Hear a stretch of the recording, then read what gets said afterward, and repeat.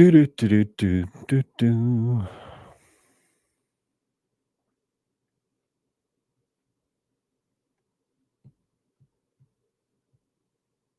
Wow, we got 5.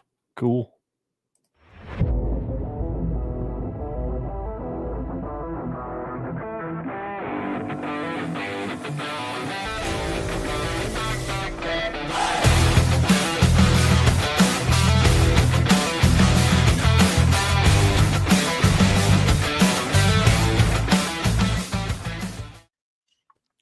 Welcome back, everyone, to another episode of Generation Red, the kettle corn of Husker Fan Podcast, where we try to be sweet, but at times we get salty. I am one of your hosts, Ken. And I am Scott. I'm Justin. And Ken, you need to learn how to mute your mic. I didn't mute my mic. Everybody could hear me, huh? I was in the private chat saying, mute your mic. It's supposed to, it usually mutes your mic when you play a video, so that's weird. Yeah, I always get in the habit of just double checking for sure. I hate muting my mics. I always forget to unmute it. So there you go. It's okay. We're waiting on Coach. Hopefully Coach BA pops in here pretty quick, but today's show is going to be a lot of fun. We're going to do our Rhule-Aid versus reality picks. Just going to go right through the schedule. And over the next hour or so, we'll get really optimistic and maybe we'll get slightly pessimistic. I don't know. I mean, for me, the reality of Coach Rhule's tenure as a college football coach is that he wins double-digit games in his third year. So we'll see what happens. Anyway, this will be fun tonight. Justin, latest news is not good coming out of Lincoln. You just shared with us something that kind of sucks. Yeah, Mac Markway out with a knee injury. Supposedly wasn't very good. So yeah, probably be hearing more on that soon. But and a little bit of a fall camp update before that. Yesterday, Quentin Ives actually, I was talking about it maybe being a hamstring injury on my show, but then I saw a picture that was sent to me it looks like his knee might have hyperextended. So curious to know exactly what that might be, but sucks to see Ives go out and Markway go out. Like I said, we just talked about him a lot on our show right before this, me and Brian did. So yeah, really unfortunate to see him go out because this tight end room was looking really strong. It still does, but that's a huge blow to it for sure.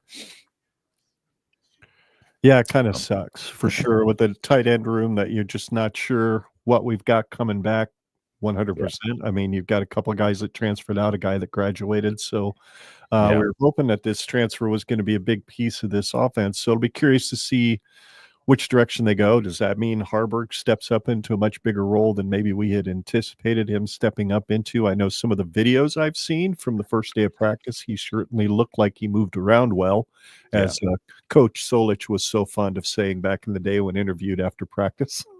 The guy's moved around real well today. Yeah. And so it sucks. Just a couple years of injuries for him, and very talented out of high school. Number 3 rated recruit according to ESPN, or number 3 rated tight end, and then number 8 according to Rivals. So it's very, very talented, but just got to get over this injury bug. Can't seem to get away from the knees. Yeah, it's rough, man. That's a big loss. But a lot of good news out of camp as well. So the conversation around this team is just completely switched to kind of a winning mentality. They're talking about final preparations. They're talking about executing specifically to specific details and stuff like that. So we're back out of that refining process, we're out of that developmental and learning process, and we're kind of to the fine tuning result of that. So it's good to hear that tone around campus and from Rhule and the staff and everybody so. Yeah, for certain. I know a lot of the stuff we heard out of Big Ten media days was certainly positive. I loved the attitude of the players from the clips that I heard. Guys like Deshaun Singleton talking about this team is just loaded with a bunch of guys that are dogs, are ready to go out and make plays and get stuff done. And of course, we hear this every year, right? I mean, there's not a media days that we haven't listened to where a single player said, "Yeah, we're just kind of sucked this year." So I'll wait. But I think it's more so. But I think it's more so like this first day of fall camp, we're starting to see guys separate themselves a little bit too, or just kind of make their their faces known. Rhule mentioned Mekhi Nelson being a guy who, is one of the most explosive guys that he's seen. So, Mekhi Nelson looks like he's beefed up out there as well. So it's, we're seeing a lot of these guys, talking about Gatula's development, Pritchett out there, just kind of Rhule reiterated that he does like the line as it sits, big shoes to fill, but he does like the D line, loves the secondary, and the linebacker core is, of course, like we talked about on our show, like one of the best units, might be the best unit on this team, but definitely one of our favorites for sure. So a lot of confidence in this team. Like, this is the 6-day ramp up where they're going to, start to get these guys ready, and they're working on effort and getting these guys to just push themselves. And sometimes this is the nature of the beast when you ramp up too, you get some of the injuries and stuff like that. But it's really focusing on that mentality. And I think kind of this year where he's talking about it being more of a player-led team, I think that's kind of what he wanted to get at. Coaches aren't staying in the dorms with them anymore. It's just the players. So that way they can team build and stuff like that. And the players ask for that. So I think that's where they wanted to get, where it's a player-led team. The coaches are there to guide them. But that's how you get a winning culture. You get players bought in and lift each other up, pick each other up. Oh, for sure. I'm certainly excited to see what happens this season, starting with Cincinnati. So I suppose since we're still waiting on Coach, he can kind of jump into the conversation as we go along. But Scott, this was kind of your brainchild, what we're going to do tonight. I think we started it back in 2023. I think this is our third year doing the Rhule-Aid versus reality show. Am I right? So I think it was you conceived it, or at least we talked about it for the first time when we were sitting outside Hurrdat Sports Bar way back in 2023 before that first pipeline event when we got to meet all the guys from that 94 offensive line. And you just kind of said, hey, if you were thinking with your Rhule-Aid brain versus your reality brain, how would you pick each game? And we were like, this would be a pretty good show idea. Yeah, because I think that was kind of already the pattern that we had been following. And it's just fun. I mean, everybody likes to talk about win-loss predictions. And there's ceilings and there's floors. And so it would just be so much fun to do something like this where we can, if we're sipping the Rhule-Aid, what's our most optimistic take? And if we're really looking at it through the most objective lens that we possibly can, what's our take? And so obviously this Rhule-Aid versus reality segment was born, and it's honestly my favorite preseason conversation that we can have, just because win-loss records are just so fun to hypothesize and kind of get our little our juices flowing, let's say. I guess do we want to kind of kick this off while we wait for Coach? If y'all saw Coach's text, he may not be able to make it. So okay, no problem. Sorry to hear that, Coach. Hopefully you can hop in if you can, but we'd certainly welcome you as soon as you possibly can. But yeah, got to take care of the home front for certain. So yeah, let's hop in. Let's start with the optimistic side. Let's just go through the schedule. May I ask one question on go ahead. the Rhule-Aid side of things? Are we talking like we're drinking the full handle of Kool-Aid, or are we talking like we're like, this is our optimistic prediction? Like, are we just going full bore like we're Kool-Aid for life? It's Rhule-Aid all the way. I mean, the Rhule-Aid picks is the absolute most optimistic you think you feel about this team based on, Rhule's track record. We should all be 12-0 then. So we should be. Yeah. But spoiler alert, I'm not, even on the Rhule-Aid side. But, then we're kind of being somewhat realistic. Otherwise, it should always be 2-0. 12-0. Yeah, I got 12-0. I got you, bud. Just wondering, so I make sure I adjust my picks accordingly. So Bone-Led Corn Fed says 10-2 for Rhule-Aid and 9-3 for reality. Bone-Led also says the 3 losses are Minnesota, Penn State, and Iowa. God, not Iowa. Please, God, I can't just bring myself to say we're going to lose to Iowa again. We've beaten them on the field almost every year the last 3 or 4 years, except on the scoreboard. And Pinstripe Husker says it's July. You cannot make me be objective. You're not my dad. Piss Snipe with the bangers. Yes, he's bringing the heat today. Piss Snipe You're with the not, bangers. well, you're right. I'm not your dad, but I'm Scott's dad, and I'm not going to tell him to be objective either. He can have all kinds of fun with this. He can be as Rhule-Aid on the realistic side as he wants. I mean, that's what this is about. We're having fun. So, opening up with Cincinnati, we're going to start on the Rhule-Aid side. How do you want to do this, Scott? Should we pick our Rhule-Aid pick and our realistic pick for each game, and that way we don't have to cycle back through them again? Would that be the best yeah, way? for sure. Okay. Is For somebody sure. keeping track? And we don't have to like do an exact score prediction, but let's just say we win by X many points. You know, how much Okay. do we win by? That Just so sounds that we good. don't get too sludged down with exact numbers. Over analysis, that probably won't matter. Yeah. Yep. So we can start off with Cincinnati. So Go ahead. I'll just kick it off here with Cincinnati. It's going to be a fun game in Kansas City. Hopefully it's not as hot as it's been as of late. Because I saw in our comments, for those who are listening to our podcast, downloaded through whatever your podcast app is, somebody said in the pre-show comments that it got to 104 in Kansas City today. So let's hope it's not Weak that on August 28th. sauce. So on my Rhule-Aid side of things, I think it's a win. I think it's a blowout. That's what I think. If I were drinking the Kool-Aid, I think that we go out guns a-blazing. Raiola looks as good as we've ever seen him. You know, we got our weapons all just firing on all cylinders, and we absolutely blow them out of the water, and we win by 35 points. My realistic side, we win. But I think it's a little bit of a closer game, but we pull away kind of in the second half. We really kick it into a different gear, and we win by, let's just say, 17 points. It's a substantial win, and it definitely makes Husker Nation feel that kind of that sigh of relief. Just because I know that there still is a little bit of I don't know about this one. Yeah, I think no matter what, we're going to win this game. All right, Justin, go ahead. Yeah, so with my Rhule-Aid pick, I'll start with that. I guess the biggest thing with Cincinnati, good run defense. Not sure how good their offense is going to be. Tough, maybe potentially if Nebraska comes in not fired up. But yeah, every first game's a little tough because everybody's thinking they're going to win every game of the season, set the tone. They're all full strength, but that's not going to matter. It's going to be probably Rhule-Aid, let's say 42-7.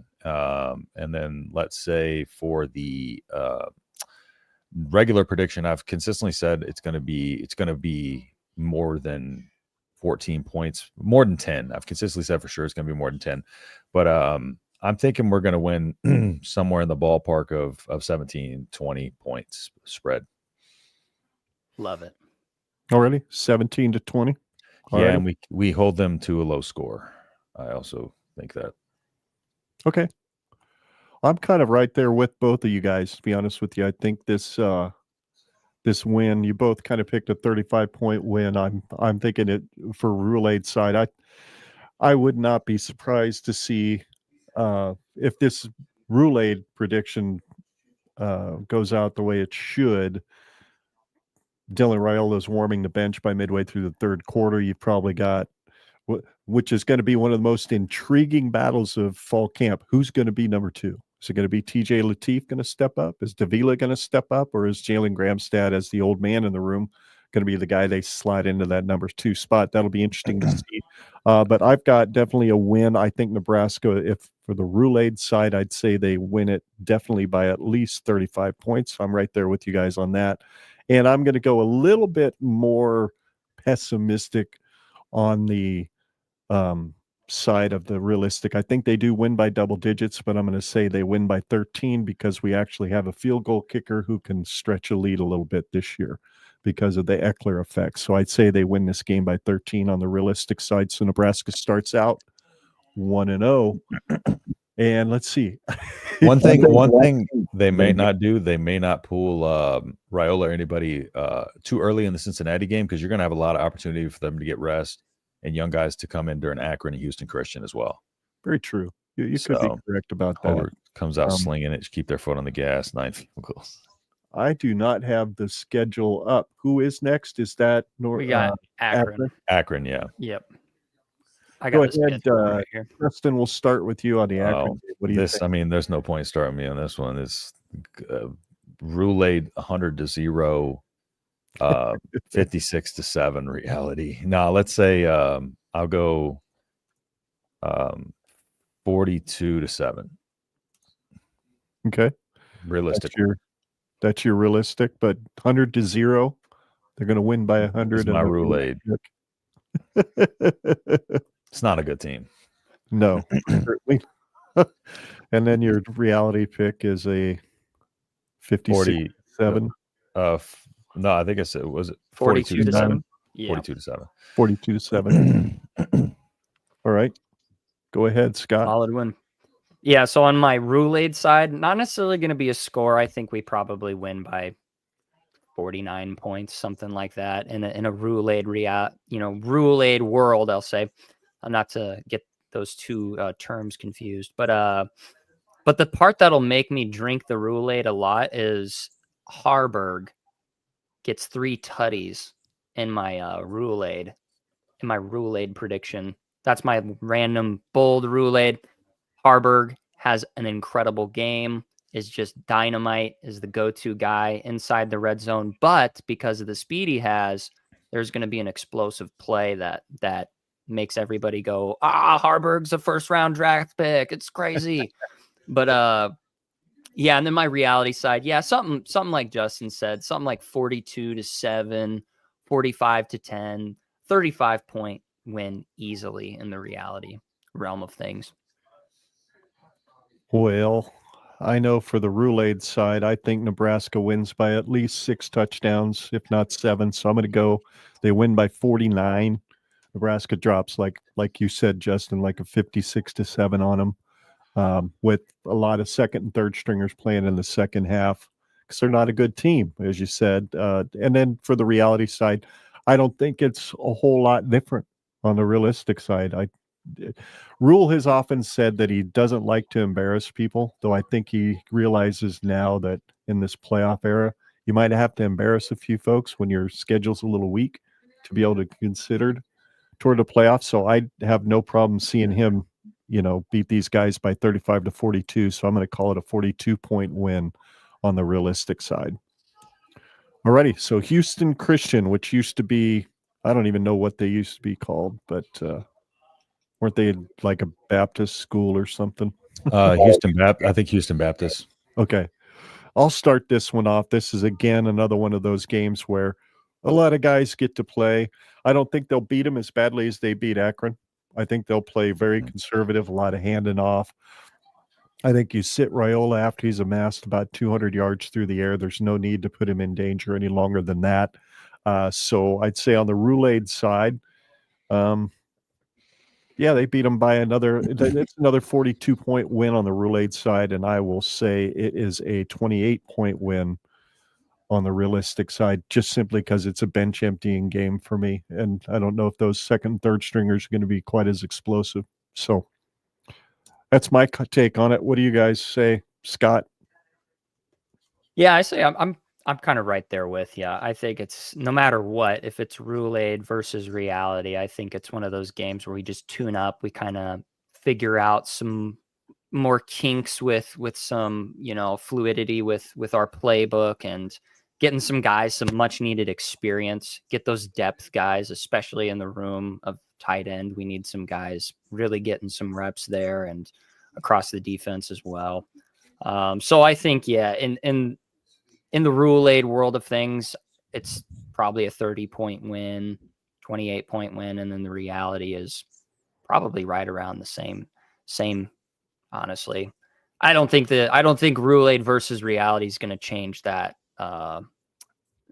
much. But if I was really drinking the Kool-Aid, our second and third stringers are dropping 60 on them, but I have to at least keep it somewhat realistic. But yeah.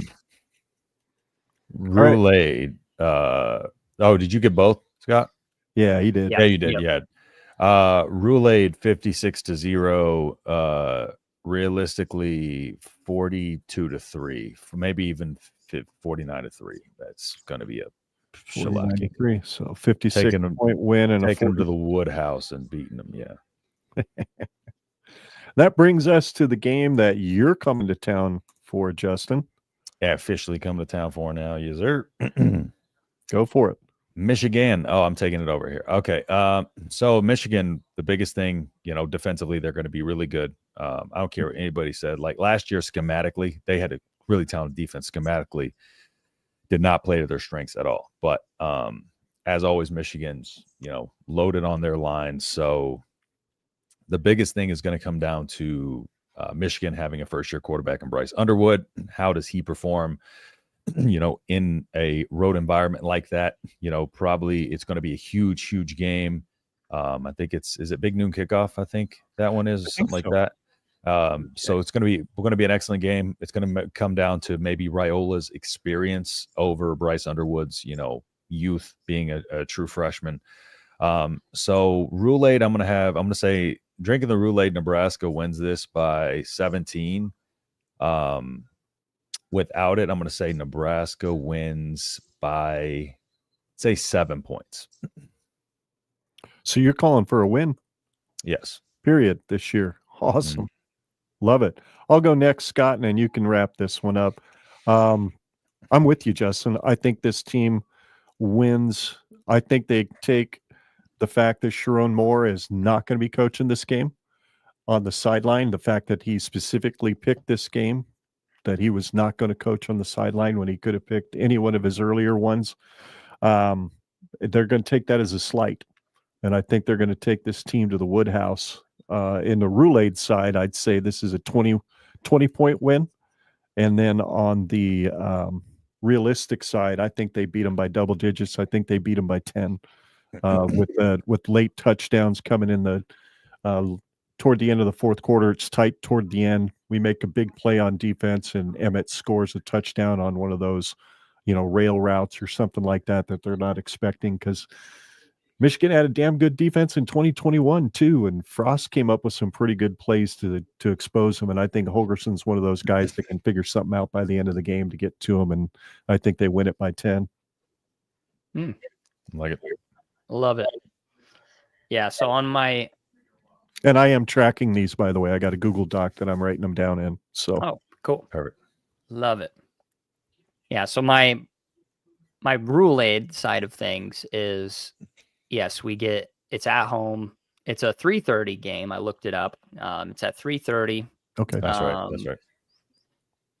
I mean, all eyes are going to be on us, I'm sure, especially if Raiola's putting up some good numbers. And I mean, Nebraska's always, I feel like there's always eyes on Nebraska. And regardless of how Michigan's outlook is on the season so far, they're going to be good. They're going to be good. They're going to be good, and they're going to give us a hard time. I'd say that in my Rhule-Aid side of things, I think it's like a 14, 17-point win. But then, yeah, on the realistic side, it's just hard for me to say, can we win against the Michigans, the Ohio States? I know that Michigan this year is a different team than they were when they were winning natties, or winning a natty, I should say. It's just one of those games. It's one of those teams that until I see them beat somebody like that, I'm just going to reserve the right to say that we lose it. This year, I think, is the year that we finally start to see that trend flip in the other direction, like my father was alluding to early on about Rhule's trends, about his patterns. This year he's primed this year to have a good year. I just don't necessarily think that this is the game that we can finally hang our hats on and be like, yes, we finally took down one of the top dogs in the Big Ten. It's just going to be a close loss. One of those unfortunate ones that we leave Memorial Stadium with our heads hanging down and we feel like the world is falling and everybody is burning Twitter to the ground. 3-point loss. So I've got us losing to Michigan in my reality pick. All righty. And up next, we have Michigan State, right? At home? Yes. Michigan State. Yep. All righty. I'll let you go ahead and take this one first, Scott. What do you think? Yes. Let me pull this one up here. Yeah, Michigan State. So Michigan State is not, I'm not too concerned about them. I don't really know much about them, actually. I don't know who is anybody that I need to be looking at, but all I can say is that when Vegas has them predicted to win like 4.5, like their over under for win loss is like 4.5. I think that pretty much just tells me what I need to know. I know that Nebraska is a better team across the board. And especially if we are coming off of, I'll go with the reality first, since I'm setting it up for it. Coming off of a loss against Michigan, where we're salty, we're feeling pretty. Got a bye week in there, I think, too. Yeah, there is a bye week. Okay, so then you add that they've really had a lot of time to stew on their shortcomings and all of the ways that they definitely could have put some better football together against Michigan, and they just go out and they just lay the absolute wood on Michigan State. My reality pick is that we beat Michigan State by 20, 24, somewhere in there. And then my Rhule-Aid is we absolutely beat the living breaks off of them, win by like 38 points. All right, go ahead, Justin. Yeah, with them, I mean, their offense has a little bit of potential explosive ability with Aiden Childs, but yeah, not a very strong unit. So I'm going to say reality, Nebraska beats Michigan State by 24.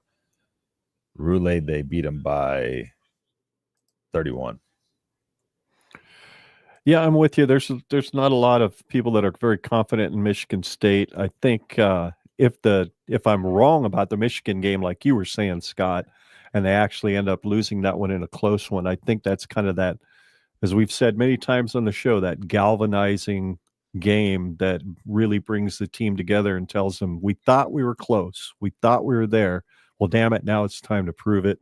But I think they beat Michigan. But anyway, I call this like I think 35. Michigan's that game for sure. Okay. I like the game that I like Michigan State getting beat by 35 points in a Rhule-Aid situation where they smoked Michigan the week before. They beat them by 10 and they're just flying high. So they come in and they just beat the brakes off these guys. Dane Key and Isaiah Hunter and Barney, they just have a field day. Harburg gets a touchdown. I think Emmett goes for at least 200 all-purpose yards in this game. Because I'm not too keen on that Michigan State defense. So wins by 35 on the Rhule-Aid side. They win, I believe, in my realistic scenario, I think they win by 20. Kind of like you, Justin. You're in that 20 to 24 range. I'm kind of in that 20-point range. It could be less. It's the Big Ten. Everything seems to get tough in the Big Ten, especially once you get to the second or third game on the conference schedule. But I'm going to call it a 20-point win. It's all dependent on how well the run's established on both sides. That tends to shorten the game and affect the score. So that'll be the key. For sure. So moving on, we get to go the next week. This is our first road test, really. I mean, technically we're in Kansas City for the Cincinnati game, but it's going to be 90% Husker fans there anyway. So Nebraska goes to Maryland on October 11th. This is a trap, don't you think, guys? I mean, is this one of those games where you wonder if the team's 5-0, if they go in there 5-0 and they're beating people by double digits, that this could be a little scary? I'll start with you, Justin. What do you think happens with this one? I don't think that this is the same Maryland of that year that's going to come out and do something like that. I'm not sold on Mike Locksley as a coach.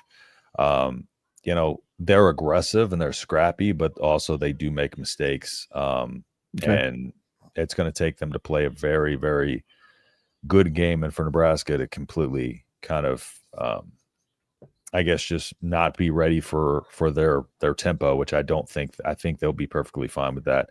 It is on the road, so maybe that hinders them a little bit, but I doubt it. It's an East Coast travel, so we'll see. But I just think in reality, I think Nebraska wins this game.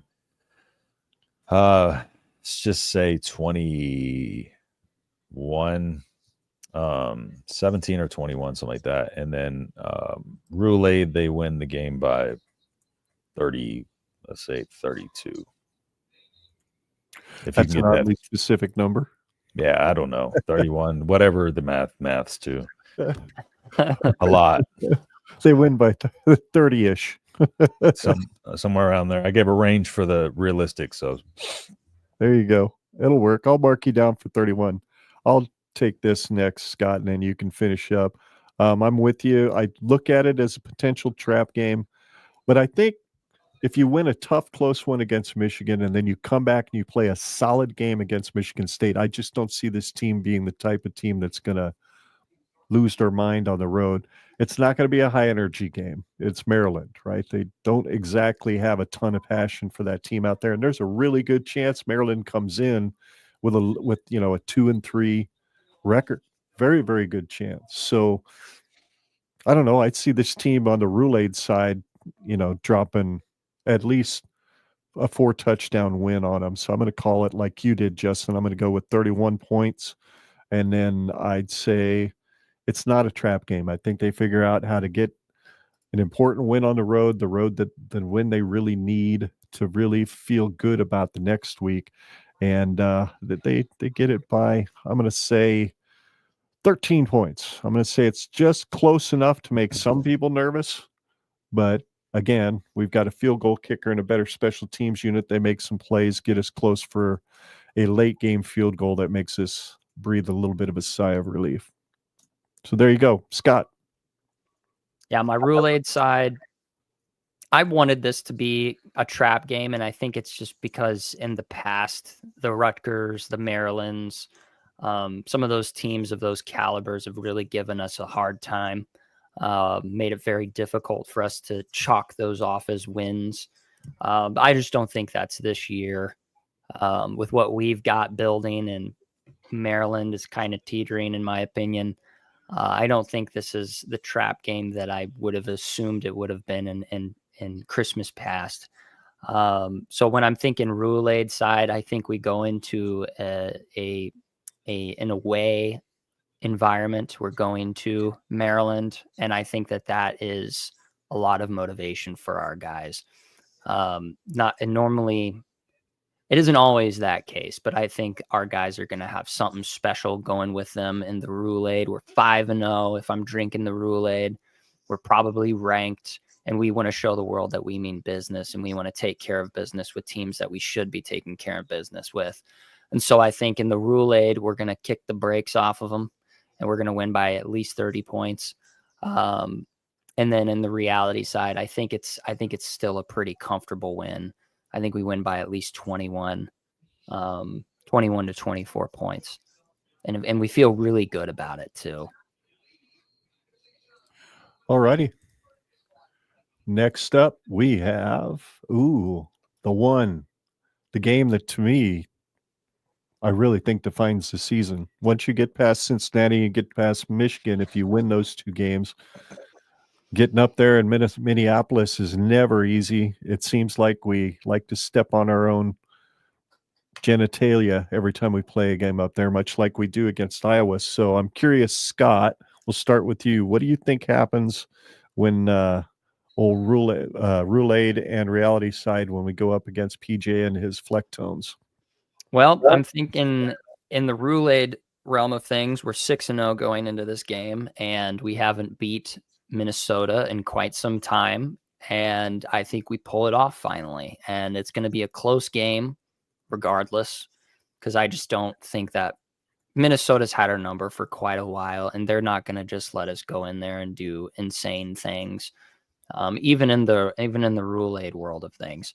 I think my Rhule-Aid prediction is a 17-point win with the last 7 points kind of putting away the game. We just go on a long, grueling drive that just sucks the life out of them for 6.5 minutes. And then, 17-point win. This is my trap game, though. In the reality of things, we've already lost to Michigan in my reality picks. We take care of business with Michigan State.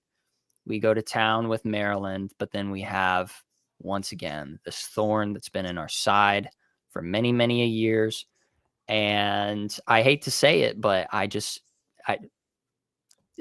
feel like if I'm looking at the schedule, what are our games that we are most likely to lose? And then I have to pick a certain number of those. Minnesota's it's just one of them. So I think we lose to Minnesota in heartbreaking fashion. The opposite is that Minnesota drives down the field, scores. There's a few, maybe a minute left, and we just aren't able to put it together. And so we lose by, I'll say 6 points. Do you think it's one of those things where we shoot ourselves in the foot at the end of the game, or we just give up a drive? I think we make a mistake. I think we make a very, very stupid mistake, something that Minnesota capitalizes on. And it's a close back and forth game all game. And then we just make one stupid mistake, a turnover in the red zone, or, we throw a pick six or something stupid like that. When are we gonna? I mean, I guess we gotta wait till we have a whole season to where people are just gonna like accept that could go away. Yeah, it's like we're still predicting it, but like, I don't know. I got more faith in the team than to not make those mistakes in reality. Pinstripe says there will be no foot shootings. Yeah, I feel like the team's kind of beyond a lot of those missed execution. I think those are done rearing their ugly head. I hope so, but I'll believe it when I see it. I think we're going to make a lot less y'all mistakes. Know how much I hate that argument but I know we'll believe it. Okay, we'll do that. I don't know, man. I'm just because I want to hear your actual thoughts on how it goes down. Like not because of like past history. I want to hear I'm curious to hear like your thoughts on how the teams match up. That's what I want to hear. Next year we'll do it that way. I think the teams match up pretty well. I think Nebraska definitely has the edge, but we've had the talent edge over Minnesota for many years. No, I know. And that hasn't translated very well. And I think that Rhule-Aid is going to look a lot better. I think his touchdown to interception ratio is going to be more like 4-1 this year. But there's still going to be those ones that are going to make us go, what in the world were you thinking? Or why weren't you reading the coverage or whatever? And it's just going to take a team like Minnesota to be at the right place at the right time and have Rhule-Aid make one of the rarer mistakes that we're going to be seeing from him this year. It's going to look a lot better this year, but it's just going to take one fatal mistake that isn't indicative of the pattern that we've seen before. It's going to feel different. That's my take, is that it's going to feel a little bit different. It isn't going to be like, oh, here's Nebraska shooting themselves in the foot again. I think it'll be a completely justifiable mistake. Some guy just hid behind the ref like we've seen before, something stupid like that. Fair and enough. It's like, oh, you know what? He didn't see his jersey behind the zebra. All right, whatever. Fair enough. I want to hear the thought process behind it. That's what I like to hear. So that's my thought process. Appreciate the elaboration. It's going to look a little bit different, but it's still going to be like, are you kidding me? Yeah. And then we just aren't able to, because at that point, man, the crowd from Minnesota, all 33 of them are going to be losing their minds. That place is loud, actually. That place is very loud. I know it is. I like to dog on Minnesota fans. I know. Unfortunately, it's really loud there. Yeah. Well, I'm a little bit more optimistic than you are, Scott. I believe Nebraska, even on the realistic side. I think they're 6-0 after this game.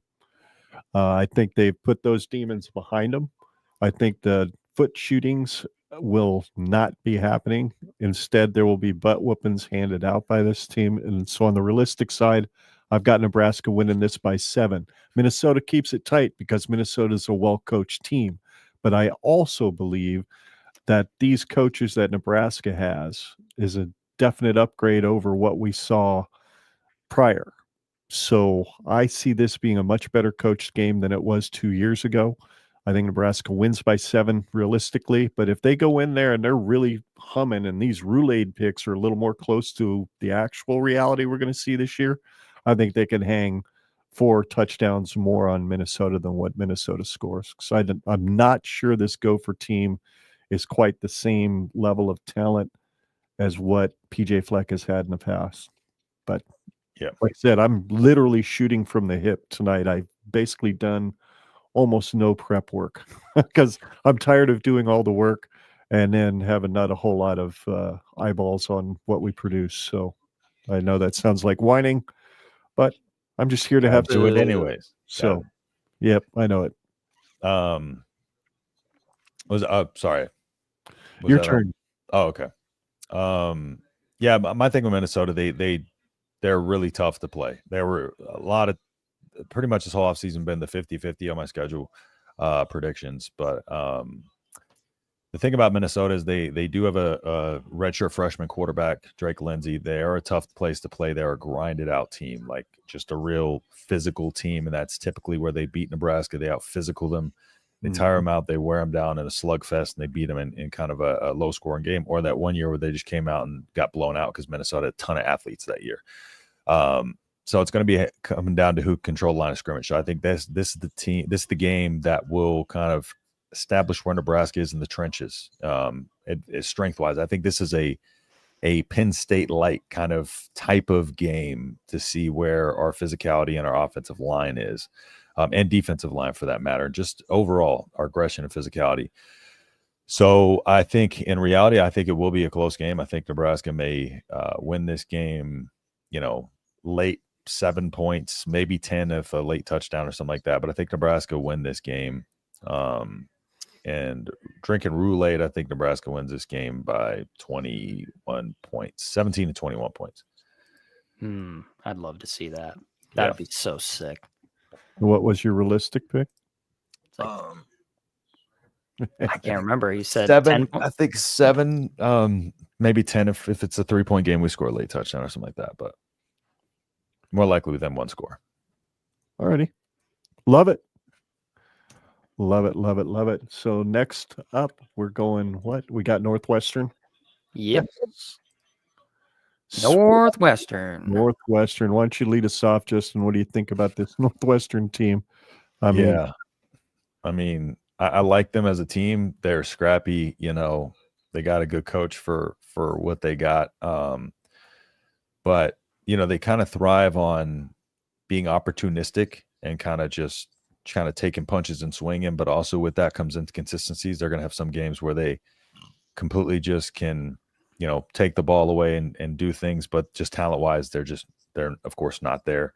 As long as Nebraska stays disciplined offensively and defensively, the only thing is it could, if it was on the road, maybe could be a trap. I don't know. I'm trying to make something out of this. Reality, Nebraska is going to win probably by 27, 24. Let's just say 24. And then Rhule-Aid, they're going to win by 38. Scott, what do you think?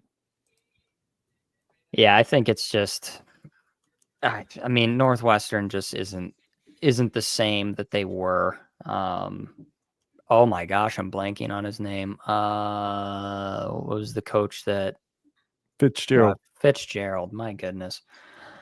Oh man, yeah, no, we're all. I'm just going off the cuff too, and should have done that research. But yeah, they just aren't the same. It's just hard to look at this game and think anything other than just, yeah, we're gonna win this. And hopefully nobody clips this and be like, look at this idiot, and we have a closer game than I'm expecting. But Rhule-Aid, I think it's going to be something like that extremely electric and exciting game we had a few years back where we just absolutely beat the living daylights out of them in Memorial Stadium, especially not in Ireland. Yeah, well, yeah, not in Ireland.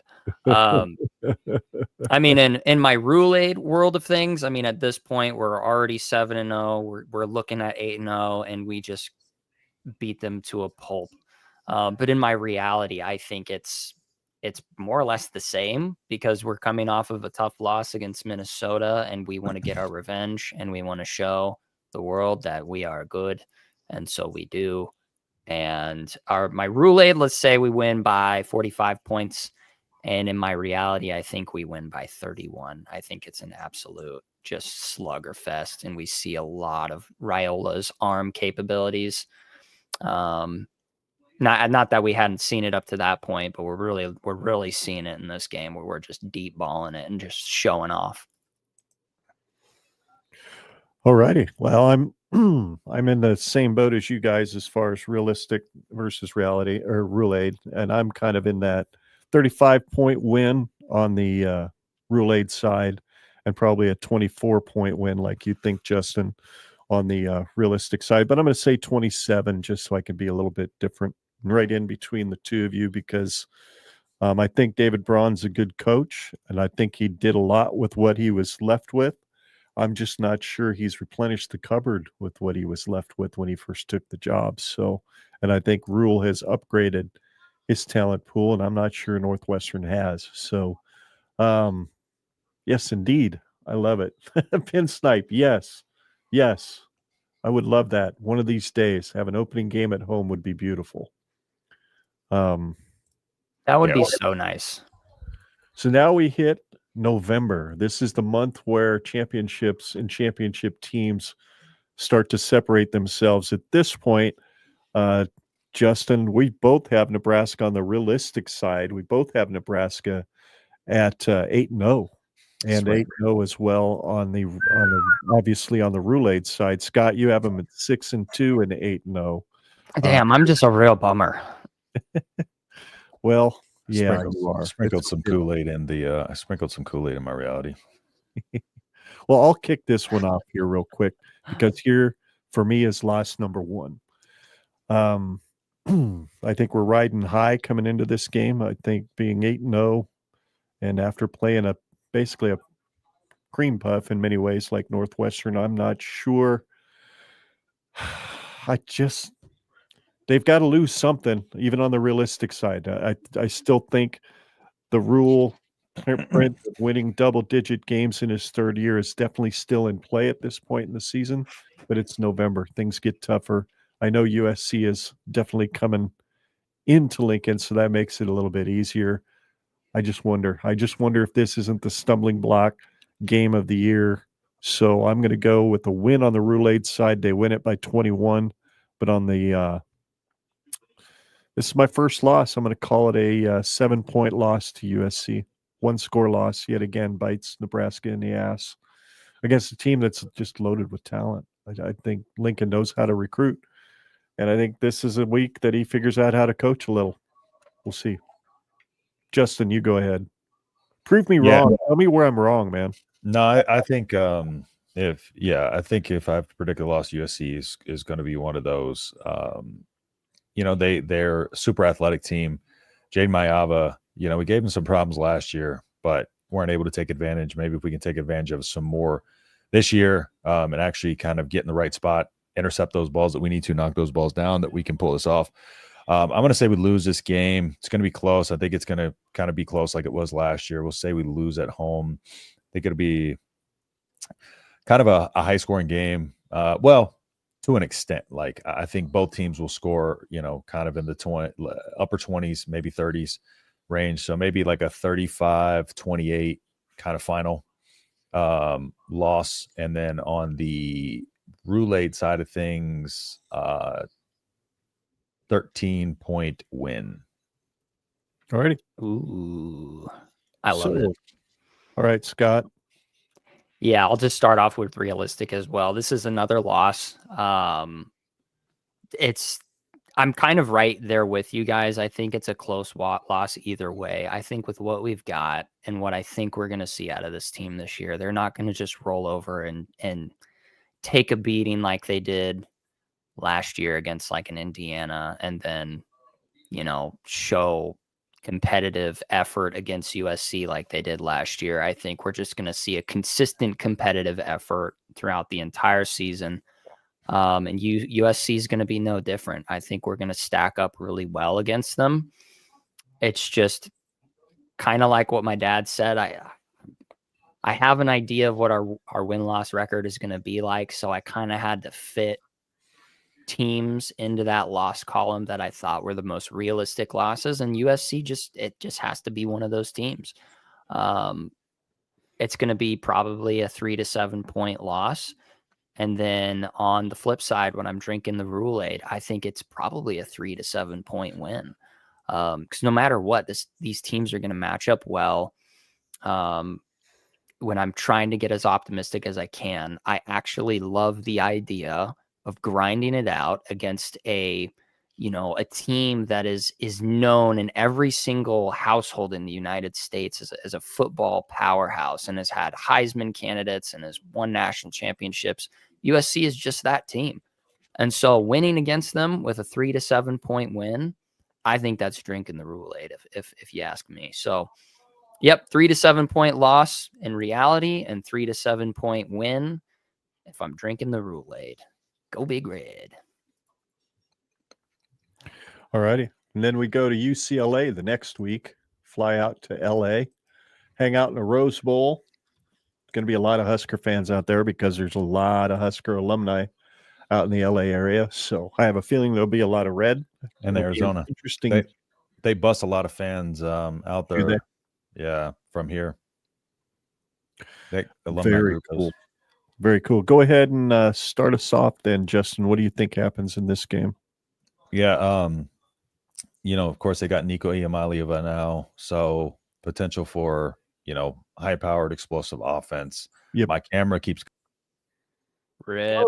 I don't know if it's back or what. It's kind of irritating me though. But I could see why. Yeah, I just think UCLA is not quite there yet. Of course, Foster's in his second year there. I just don't know how good he is as a coach. I think a lot of players like him. He's a good players coach, but I don't know. There's not much of an atmosphere, over there in the Rose Bowl. So, it's going to be one of those things. I think Nebraska with the with this late season schedule, I think UCLA is kind of the one that kind of is the let off of this USC, UCLA, Penn State, Iowa stretch.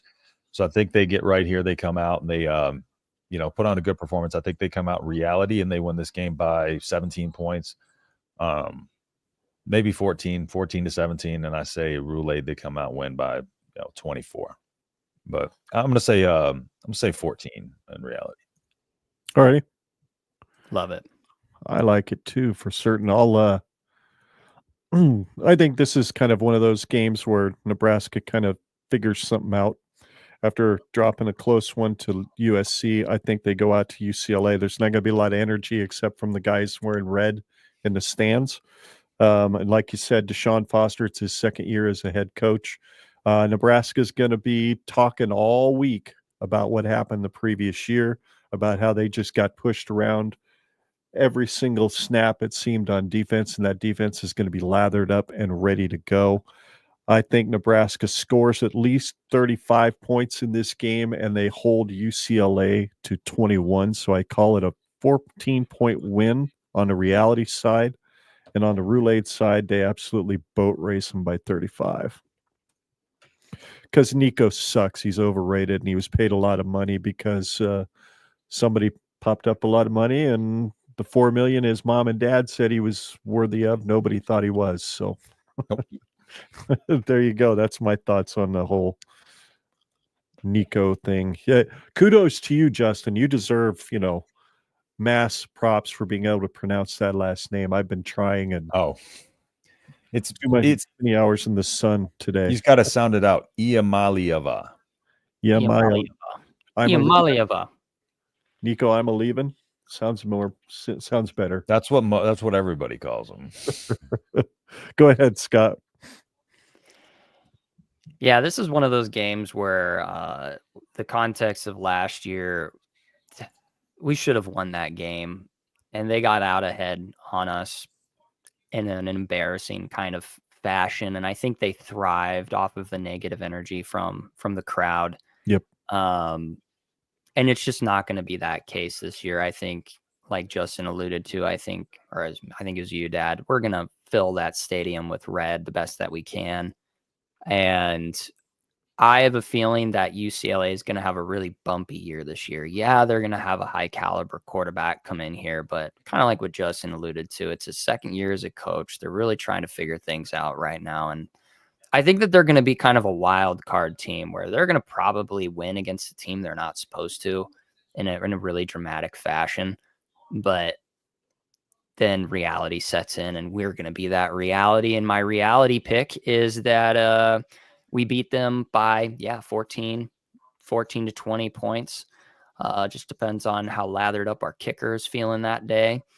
And then, that Rhule-Aid side, I think our guys are not going to, as much as the coaches like to coach the guys, like it's just a game by game, whatever happened last year doesn't matter, blah, blah, blah. But I mean, they're humans. They're going to stoke some resentment and stoke some revenge kind of DNA. And I think we kicked the crap out of them. Yeah. And I think we beat them by 28 points if I'm drinking the Rhule-Aid. It's going to feel real good too. No matter what, we're winning. That's the game last year, wasn't it? Weren't these flip-flopped on the schedule? Wasn't UCLA the week before USC, and ultimately UCLA is what got Dana Holgorsen installed then as the OC, right, for the next week? Yep. I think USC was the first week of Holgorsen. Okay. Yep. All righty, so that moves us on. Got a couple more to go. The two biggies, the two teams that are going to determine, at least in my bracket here, of realistic versus Rhule-Aid, whether or not they achieve that double win category that Rhule is known for in his third year. So kicking off with Penn State, Scott, go ahead. What do you think happens in this one? Oh, man. Yeah, this is just one of those that even if I'm drinking the Rhule-Aid, it's just hard because, if my Rhule-Aid is true and we are 10-0 going into this game, Penn State's more or less going to be 10-0, 9-1. They're going to be right around that. It's just going to be tough. You don't just go into Happy Valley. It's probably going to be a night game, maybe even a whiteout. Who knows? It's going to be a fun game regardless. But in my Rhule-Aid pick, I think we lose by, I'm going to make it an odd number. We're going to lose by 4 points. Lose by 4 points when I'm thinking of the Rhule-Aid. When I'm thinking of the reality, I think this is going to be a humbling game. I think it's going to be that reminder that we're still a tier behind the top dogs. And even though we've competed with the top dogs before and we've given a lot of guys, a lot of teams, a lot of hell in the past, I just don't think it's this year. So we lose in reality probably by, let's say, 11 points. I think the part that's going to damn us more than anything is there's going to be Joe Tessitore as the commentator, and he's going to say, Nebraska is back. And then it's going to damn us. That's going to be said a million times before that this season. So if that's the one that breaks the camel's back. But it won't be Joe Tessitore. It'll finally be Joe Tessitore. And he did that to Texas. But let's might pray say that to himself or to one of his colleagues. You never know. In the mirror, Nebraska is back. Now we blame it right this time. Now we just blame Joe Tessitore for everything. Yep. Yeah. New rule. I love it. Go ahead, Justin. What do you think? Yeah. Penn State's going to be one of the top teams in the country, no doubt. Aller's phenomenal. So it's going to be a tough test for Nebraska's secondary. Penn State's run game is their strength. The wide receiver situation, Penn State's wide receiver situation was their weakness last year and this year. But Nebraska's going to have to play a perfect game to win this. I'd love to say they will, but they will. No, only in my Rhule-Aid prediction. So my Rhule-Aid prediction, listen, we're going Rhule-Aid. We're going all the way. They win this game 35-0 on the road at Penn State. Perfection. And everything's coming together at the right time. And then in reality, we lose this game. Hard-fought 10-point loss. Yeah, I'm kind of in the same boat with you, Scott. I think this is one of another loss. I think you'd lose to USC.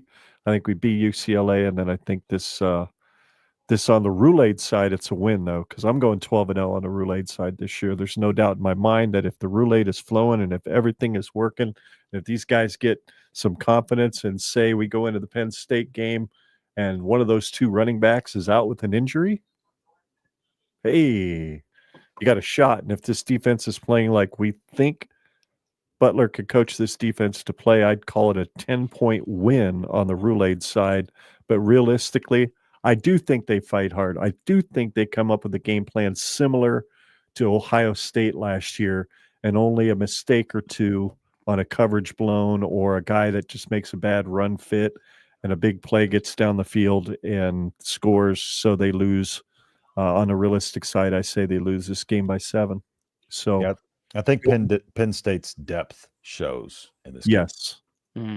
Yes, I agree 100%. So that brings us to the last game of the season, guys.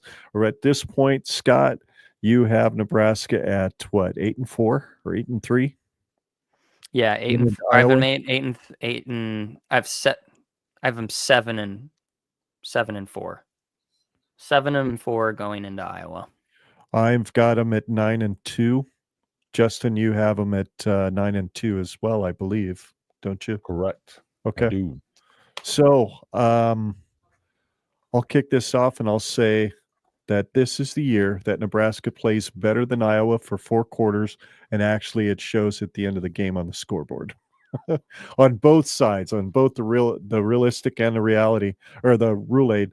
I'm going to say on the Rhule-Aid side that all the memories from the last bunch of years where a winning field goal was kicked to beat us because we shot ourselves in the foot at the end of the game. It's much like how the team's going to feel going into UCLA. They're tired, they've had enough, and it's time to do to Iowa what they've done to us in the past, where, you know, the last year of Riley, this is probably the last year, God, I hope it's the last year that poor geriatric Kurt coaches football games. But I think Nebraska sends him out with his tail tucked. If it's the Rhule-Aid side, Nebraska beats them by 28 points. And on the Rhule-Aid, or on the reality side, man, I keep getting those two confused. I think Nebraska figures out how to win that one-score game against Iowa. I think they do it not by jumping out to a big lead at the beginning of the game like they did against Iowa in 2022 when all Iowa had to do was beat us and they're in the Big Ten championship. I'd say Nebraska just hangs with them 4 quarters, beats them on a heartbreaking last-second field goal for the Iowa sideline. So they win by 3, and I think it's a fairly high-scoring game. I think Iowa's got an improvement at quarterback. I think they brought in a couple of decent receivers this year. So I'd say this is like one of those 31-28 games or 34-31. So that's where I have it. Scott, you go ahead. Yeah, obviously Iowa's corn sucks. And I think that Nebraska has finally changed their diet in the sporting department, and they stopped importing that Iowa corn, which was giving us bad juju. We're getting true Nebraska corn in our diet. And yeah, when it comes to reality, I think I'm right there with you, Dad. I think it's one of those games where it's just back and forth, and it's just high anxiety. The heart rate is just maxing out all game. And you get to the end, and Nebraska gets that kind of last second field goal to kind of shake that demon off of our shoulders that we seem to have with Iowa. And we're finally able to give them a taste of their own medicine. And I say we win 31-28. And in the Rhule-Aid side of things, I think it's going to be like that game where we went up like 21-0 or whatever that was. But we just never let off the brakes. I think that the Rhule-Aid side of things, it's something like a 35-10 victory. We just never let them into the game at all. They just still look like Iowa. Yeah, they probably have an improvement on offense, but by the end of the season, our defense is just absolutely dialed in, and we just don't let them do anything. And we capitalize on a few of their mistakes. Maybe we get a pick 6. That would be pretty sweet. Yeah, 35-10 when I'm drinking that Rhule-Aid. All right, Justin. So for me, sorry, let me take that out of my mouth. I was chewing on a bottle cap per usual. So with Iowa, I think this is kind of the year that not only we win this game, but we win it in a little different way to kind of boost into the offseason. So I'm going to say reality, Nebraska comes in to this game, fired up, ready to go. They execute at a high level. They show that they can withstand the season, the grind of the season. Their depth kind of shines through as well. Iowa's quarterback situation is a little bit murky, so I think that when's the good day for Nebraska. I say this is one score game late, and instead of us just winning by a score, I think we put a touchdown on the board to put the game away, and that's how we win. And then Right. Rhule-Aid, I'm gonna say we go in there and stomp a mud hole in them, and we just came off the 35-0 win at Penn State, so Iowa. Who's Iowa? beat Iowa 76-0. Ooh. 76-point win, a real mud hole. And then What we was, get Kirk fired. What was the margin you had for realistic? I'd say 10 points. 10 It points. starts out as it's coming down to the wire. We're anxious about it being a 3-score game. And all of a sudden, we don't just win it by a score. We put a touchdown on the board late, close it. All right. I want to see us close the game, not just win a 1-score game. Like Awesome. So on the realistic side, Scott, you landed at 8-4. Justin and I both landed at 10-2. We're going with the rule print of the double-digit win in the third season in a rule regime, if you will. And we're all, other than you, Scott, we're all 12-0 on the Rhule-Aid side, except for Penn State. So that's a lot of fun. I'll post all those results out on Twitter. oh God, I didn't know you were going to do that. I'm kidding. I'm going to get roasted for my 10-2. Yeah. But my thing on it is I've predicted 8-4. I've predicted 9-3. My thing is like, why not this team? If we're talking about it turning a corner, why not give it the benefit of the doubt finally, and just see. And it's a good start to that would be winning that Michigan and that Minnesota game. So hoping that's the reality, but like y'all said, we shall see. 8-4, 9-3, perfectly as equally on the table as well. Do you think at 10-2 we could find our way into the playoff? Yes. I also think it's what games we lose too, though. Very much depends. I think we really need to lose, 2 of those marquee games against we could afford to lose to like Michigan early in the season, because that late loss is probably going to be Penn State, all things considered. So you want those losses a little bit further apart because you don't want to get bumped back in the rankings twice. It's like if you lose early, you got time to recover a little bit, and so. But I think definitely so. Nebraska's going to be a huge conversation if they have 10 wins. Yeah, for sure. There was a question I wanted to ask when we got done, and I can't remember it for the life of me. That's what I get for not having notes in front of me. Darn it. For certain.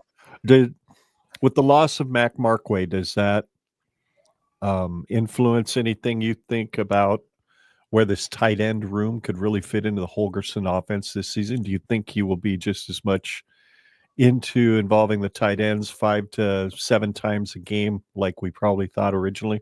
Yeah, I think he was going to be a big key part of this tight end room. So it hurts, but again, we got some guys there. So let's just see what injuries are part of it. Let's just see what happens. And again, next man up mentality is going to happen throughout the season. So just kind of got to see what kind of depth they've worked, and Rhule talks about these guys being ready. So got a lot of talent there. Got Lindenmeyer still, experience. So absolutely, for sure. And Lindenmeyer really made a big jump in his production once Dana started calling the plays too. So very good tight end. Absolutely. Justin, is there any crazy recruiting updates at all that you've seen lately, or are we just kind of in that dead spot right now? No, fall camp started yesterday, so we're in that fall camp ramp up period. Matt Rhule talked yesterday. 6 days, kind of ramping up the activity level. 7th day of rest. He talked about soft tissue injuries being very common between weeks 1 and weeks 2, so that rest is important because as you ramp up those activities, you got to get those muscles and ligaments, everything conditioned to that. So it's pushing as much effort as possible throughout this week without overdoing it. And the overuse is typically what what makes it tear between weeks 1 and weeks 2, because the muscle's still weak. It hasn't fully recovered. It's not fully there yet still. So, you know, like I said earlier, players are in the dorms without the coaches this time. So again, player-led team.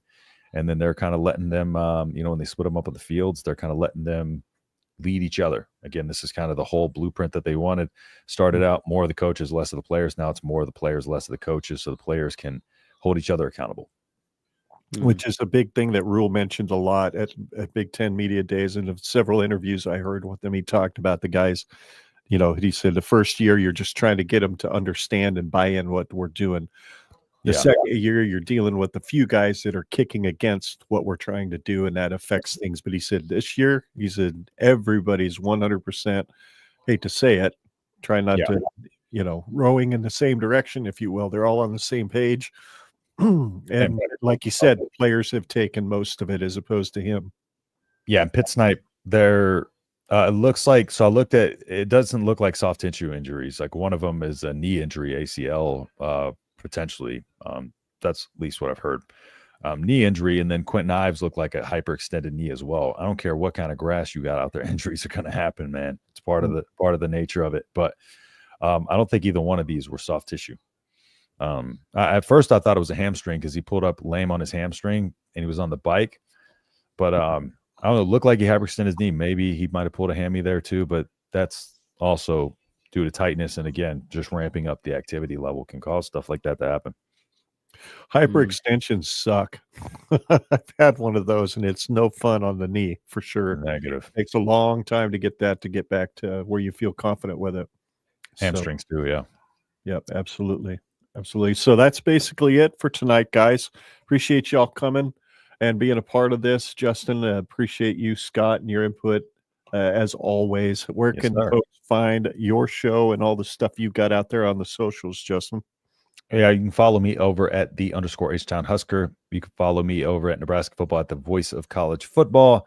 And yeah, we're always having a good time over there. Thursday call-in show coming up, so y'all call into that 5:30 or 5 o'clock Central Time, or 7 o'clock Central Time, 5 o'clock my time. So y'all check it out. Sounds great. Scott? Yeah, you guys can follow me on X at ScottGenRedPod. I should be ramping up my my Twitter feed or X feed, whatever. As things start to cook a little bit more, as they say, as the cool kids say these days. Gotta let it cook. Twitter drama is just so much fun. I love it. It's the best. I used to hate it, but I actually mean that. I don't mean that sarcastically. Twitter drama is the best. It's so juicy. It's so juicy. So yeah, follow me on Twitter at ScottGenRedPod, and I will try and trick the algorithm into making me the greatest of all time. Sounds like a plan. Dominate the X world for sure. Generation Red, you can follow the show at GenRedPod on Twitter, as well as Facebook and YouTube. Also, genredpod@gmail.com is where you can email us. You can go to genredpod.com and get a hold of some of our merch. It's just click the link at the top of the page.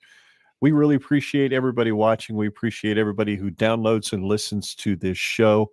You're the best. You're the reason we do this. And until next time, for Justin, Scott, and myself, together we're Generation Red. And we're here to remind you every single week that there is no place like Nebraska. And Iowa's corn sucks.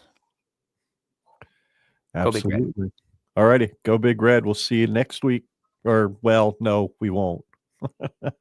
We're going to go probably till the end of August, right before the game is probably. See you when we see you. Yeah, probably. Yeah, something like that. August 26th, I think, is the plan. So anyway, unless something crazy happens that we happen to throw a show out there. But for now, we'll see you a couple days before the game, folks. Go Big Red. Go Big Red.